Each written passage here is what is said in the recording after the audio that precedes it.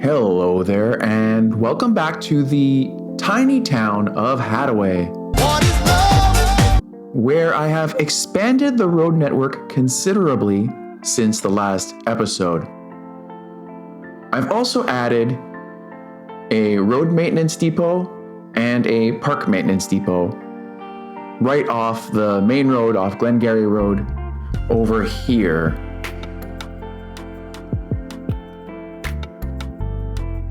I've also added a fairly simple custom parking lot over here next to the elementary school. In this episode, we'll get to work filling out the rest of our road network with zoning. It starts as a fairly straightforward grid in the center of town, but starts to loosen up a little bit around the outside. Now, this is our first episode since the big game update that brought us Paradox mods. So Thunderstore is dead, long live Thunderstore. And so I've been looking for all my favorite mods on Paradox mods, as well as trying out some of the new ones like Plop the Growables. This one allows you to plop growable assets on basically anywhere, even if it's not zoned properly or zoned at all. Unfortunately, it looks like our motel, which I placed using the dev UI in our first episode, has been abandoned. At least the streamlined diner seems to be doing well. And only a few moments later, I find that the abandoned motel has completely collapsed. A fire engine is on its way to the scene, although I don't know what it's going to do now, and I don't know why it's coming from all the way out of town, but you can see I'm also trying the Sim Route Highlighter mod. And already rising from the ashes of the motel is a Crazy Colibri bar. That seems appropriate. And here we have Yasmin Weaver, who just can't wait to start her first shift at her new job. There you go, Yasmin. Good luck. Oh, I'm excited to report that we've gotten our first ever naming suggestion on this channel. Now, I thought Glen Ross Farms was pretty clever, but Dr. Comstar suggested in the comments of the last video that we go with O'Neill Farms. Apparently it's a GTA reference, but I've never played GTA. And O'Neill is an Irish name, so we'll go with McNeil Farms. Close enough. Now I'm gonna prepare to continue zoning low density commercial along the rest of Glengarry Road. And I wanted to use the zoning toolkit mod, but apparently it disappears when you open the camera, so I'm just gonna continue using the old path trick to get the zoning lined up the way I need it. In the last episode, I decided that my favorite low-density commercial assets were the 2x2 and 2x3 European and North American, as well as the 3x3 European. So I went with those sizes again along here. But we can see that they don't have enough employees, and especially educated employees. So I think we're going to have to build a high school in this episode. It's just a question of where. But first, let's put in some more row housing along Birch Street. I went 4 units deep this time. And I think we're going to widen this street, which is currently called Walnut Street, and turn it into a major thoroughfare. I eventually plan to connect it to another part of town.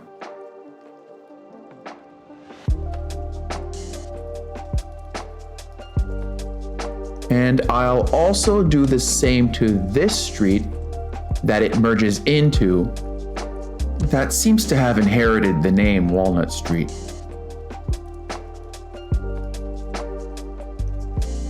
Maybe I'll zone the lots along this road a little deeper. I'm still relying on the pedestrian path trick to line up the zoning grid, but when you delete the paths, sometimes the zoning gets a little wonky. But here, the Plop the Growables mod eventually kicks in and makes everything okay. Here's what we've got so far. And we hit milestone 6, Boomtown. I almost forgot to activate the map texture replacer mod, and I'm going with a mix of the default and Home of Chameleon textures. It's fall in Haddaway. Remember, we're in the southern hemisphere for some reason. And I've restarted the game to show you that the zoning toolkit mod, yeah, there it disappears when you use photo mode. I've decided to build my high school in the southeastern part of town here, right along Glengarry Road. I'll just use the famous Move It mod to line it up with the street, and the game crashes. Okay, let's try this again. I'll need to delete these streets behind the high school to make space. Maybe not for the track and field stadium, that seems like overkill, but maybe for something else. Yeah, that's just too much for now. Let's use the Find It mod and go with a simple soccer field.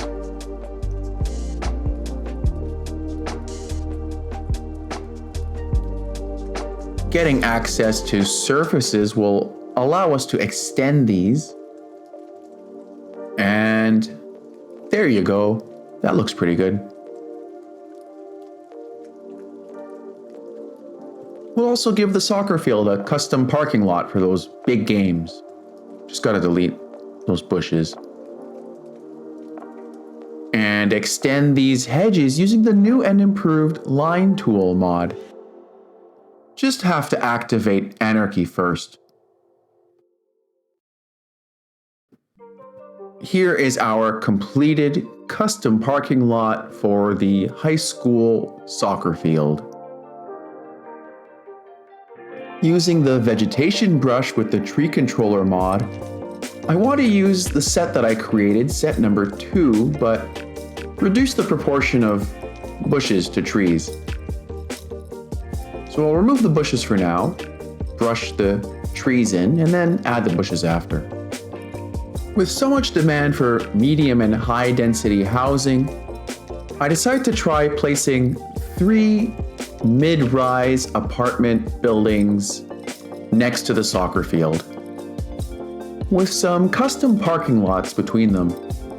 Although I do have to deal with some graphical jank with the surfaces here.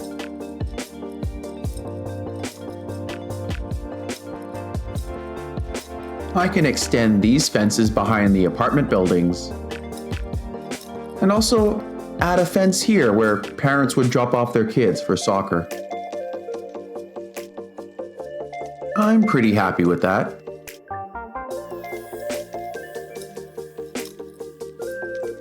And it's time for some street renaming. Vermont becomes Gordon. And here along Campbell Boulevard, I think I'll go with a mix of light industrial and office zoning. But first we'll use the Legacy Flavor mod to get rid of this blinding white screen. I'm gonna do this old school to start, just zone it and see what comes in, but why is my office zoning blue? Let's go back into the Legacy Flavor mod here. It's set to default colors. Maybe set to vanilla colors? Yeah, that seems to have done it. I said light industrial. I don't want any smokestacks here. Let's just make you office zoning instead. And let's just nudge you over and zone you correctly so that if I decide to play vanilla, you won't despawn. Our little industrial strip along Campbell Boulevard is coming along nicely. Here's another custom parking lot.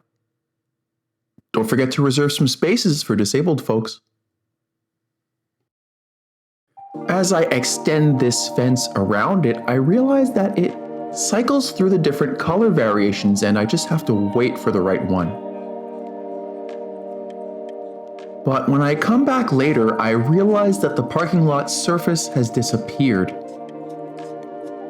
We'll just keep expanding this industrial area along Campbell Boulevard. And suddenly it's winter, which means everything is dark and gloomy and gray. Considering the climate here, trees shouldn't really be losing their leaves in the winter. There are some spots that are just begging for bushes, and others where the surfaces keep disappearing. I thought I told you no smokestacks. And no bushes on my custom parking lots. Taking a break from Campbell Boulevard, we can see that our motel, which turned into a bar, has now turned into a car dealership. Maybe I should have locked the building level to prevent it from upgrading. It looks like our town's housing shortage has hit critical levels, forcing unhoused people to pitch tents on the soccer pitch. How about a little low-rent housing right nearby? I think that looks pretty good. I'll just have to add some more parking between the buildings. I know, housing is a human right and it should be free, but that's the best I can do for now. I think I'll extend McMillan Street just a little further. That should give us a little more space for medium or high density housing.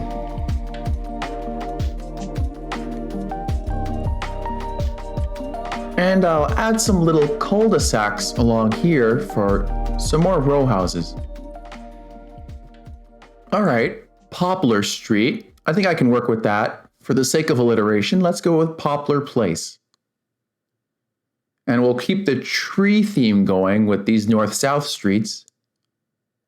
This one can be, I don't know, Redwood Place.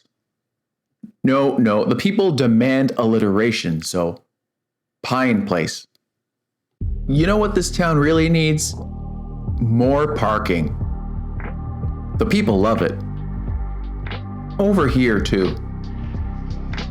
We'll just have to get these buildings out of the way first.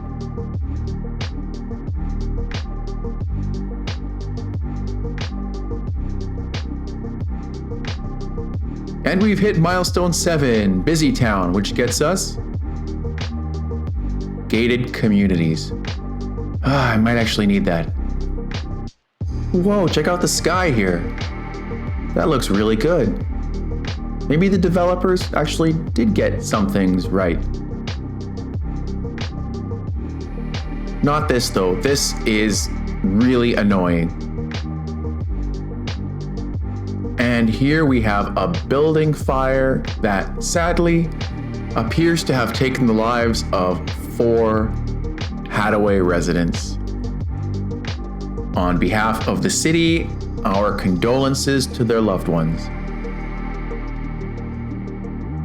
Someone else died in a fire last month. But life goes on in Haddaway, and I've got to do something to help out these struggling business owners.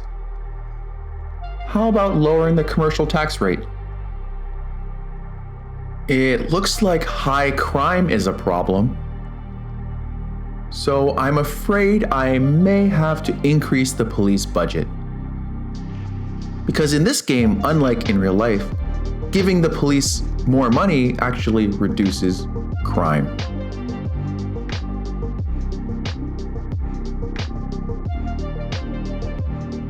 Another complaint was poor internet service, so I'm gonna build a radio mast because that's how the internet works. Anyway, how about over here? Next to the park maintenance depot. That should give us pretty good coverage. I'll just have to enable Anarchy first to make it fit.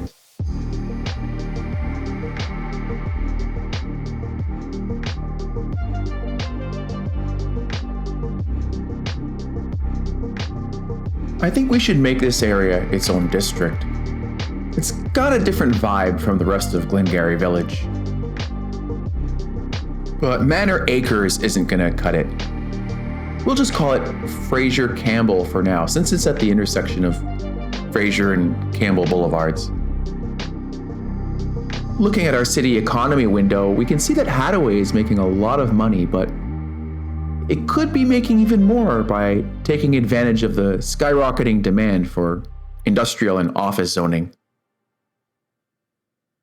We could also do an even better job of redistributing wealth among our residents who, for some reason, are taxed according to their education level instead of their income. Let's add some more commercial zoning along Macmillan opposite the apartment buildings. Finally, our soccer field is free of tents, so that means everybody has found a home or the police have thrown them all in jail. It doesn't really make much sense to have this lawn here. Let's add a street here next to the park maintenance depot. And then delete these streets, which I'm sure the owners of those houses will appreciate. Let's name this after Scottish-born American capitalist Andrew Carnegie. And since we already have a Birch Street, we'll go with Willow Place. I think I found a medium density residential asset that better suits the area, but do I really want to go through all the trouble of replacing the existing ones? Yes I did. And honestly, I think that was worth it. Although the low rent buildings next to them now look too tall. I'm sorry, I'm afraid they have to go. And they're already the smallest low rent buildings available, so yeah, I'm a terrible mayor. Don't these little medium density residential buildings look much better?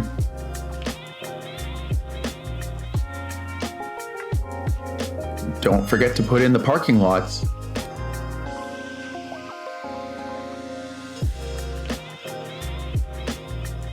I mean, I love parking lots as much as the next guy, but this seems like a little much along Glengarry Road. I think I'll have to work on this in a future episode. One last thing I'd like to add to our industrial area is a post office.